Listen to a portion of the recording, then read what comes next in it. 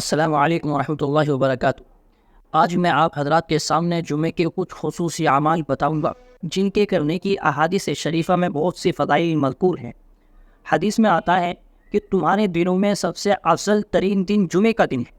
تو معلوم ہوا کہ جمعے کی کتنی بڑی فضیلت ہے۔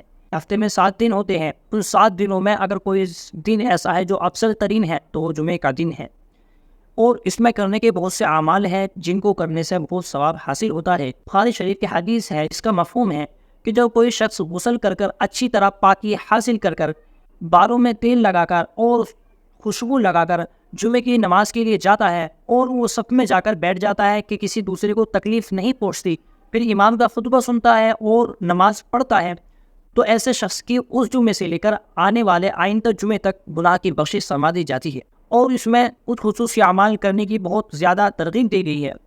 ایک عمل ہے اللہ کے نبی صلی اللہ علیہ وسلم پر درود شریف پڑھنا، یہ بہت فضیلت والا عمل ہے۔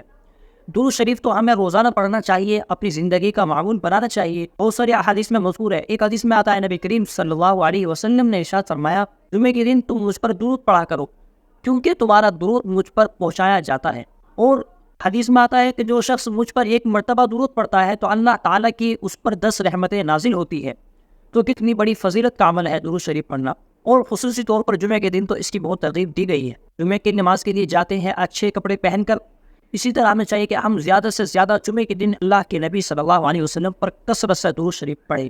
حدیث میں آتا ہے، نبی کریم صلی اللہ علیہ وسلم نے ارشاد فرمایا کہ جو شخص جمعے کے دن سورہ کہف کی تلاوت کرے گا تو اس دن سے لے کر آئندہ آنے والے جمعے تک وہ تمام فتنوں سے محفوظ رہے گا، یہاں تک کہ اگر دجال بھی نکل آئے تو وہ دجال کے فتنے سے بھی محفوظ رہے گا۔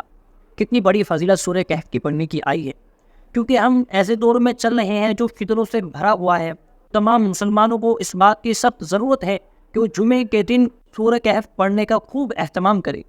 اگر آپ کو اتنا وقت نہ ملے کہ آپ پورے سورہ کہف پڑھ سکے تو کم از کم اتنا تو کر لیں کہ سورہ کہف کے شروع کی 10 آیتیں اور سورہ کہف کی آخر کی 10 آیتیں پڑھ لیں، تو انشاءاللہ آپ تمام فتنوں سے محفوظ رہیں گے، یہاں تک کہ دجالی فتنہ بھی نکل آئے۔ تو اس لیے ہمیں چاہیے کہ ہم جمعے کے دن اچھی طرح نہا دھوئے اور عطر وغیرہ لگائے، اچھی خوشبو لگا کر جمعے کی نماز کے لیے جائے اور غور سے خطبہ سنیں، اور اسی طرح سورہ کہف کا خوب اہتمام کرے اور نبی کریم صلی اللہ علیہ وسلم پر درود شریف کثرت سے پڑھے۔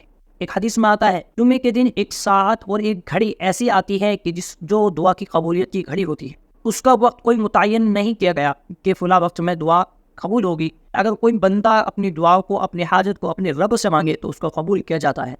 تو اس لیے زیادہ کوشش کرے اس گھڑی کی، اس ساعت کو تلاش کرنے میں، کہ اگر آپ نے اس گھڑی اور اس ساعت میں اللہ تعالیٰ سے اپنی کوئی حاجت مانگی تو ضرور قبول کی جائے گی۔ اس لیے جمعے کے دن خاص طور سے نبی کریم صلی اللہ علیہ وسلم پر کثرت سے درود شریف پڑھے اور سورہ کہف کی تلاوت کرنے کا اپنا معمول بنائے۔ اپنے بچوں کو، اپنے بیوی کو، اپنے بہنوں کو اور اپنے گھروں میں اس کی تاکید کرے کہ وہ جمعے کے دن کثرت سے درود شریف پڑھے اور سورہ کہف کی تلاوت کا اہتمام کرے۔